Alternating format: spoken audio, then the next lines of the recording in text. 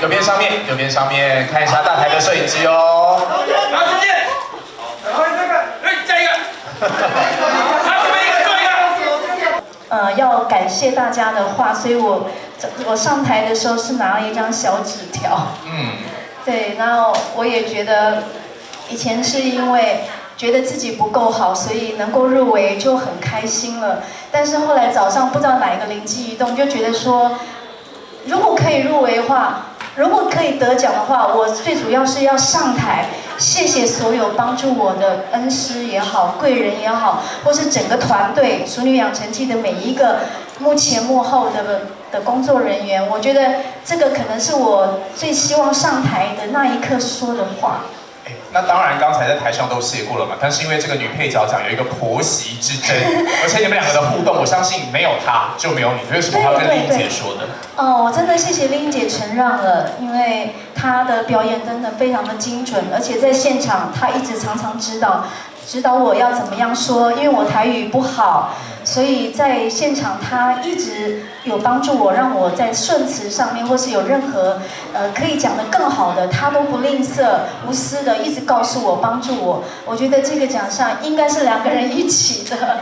就当演员有一些机会的时候，你就可以创造自己不一样的角色，对。然后导演给我很大的空间，可以让我在，比方说在桥下的怒火那场戏，我相信有些人看过都觉得那场戏还蛮震撼的。那我觉得对那种东西就是你给演员一个很自由的发挥的空间，你就可以随心所欲的去发展你想要的感觉。我觉得挺好的，比预期之外更好，对不对？对，我有时候开玩笑就说，有时候你说，你这个当演员你怎么做功课的？是，我说那个演员做功课，我拿到剧本的时候，我会去分析他的血型，会分析他的星座、他的习惯，看他什么都分辨完了之后，其实他还是演出来是一个角色。可是对我而言，我觉得演员当一个演员，就好像说，这可能是我本来是讲下一段要上台讲的台词。对，可是应该没有机会上台。不要这么说，不要这么说。不好意思，新生要不要讲？其实我觉得就好像，我就讲一个比较粗俗一点，就是说，好像你的那个排泄物一样。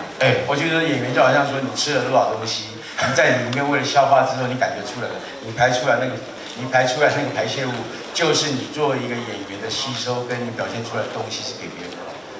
我有强烈的预感，明年还会在这个地方看到顺哥哦。真的吗？对啊，真的，不要了。我每次要来就要借礼服就很辛苦。持续有很多好的作品。没问题，我相信未来还有很多的机会可以跟大家见面。我也相信一定还有。好，谢谢顺哥，也恭喜顺哥。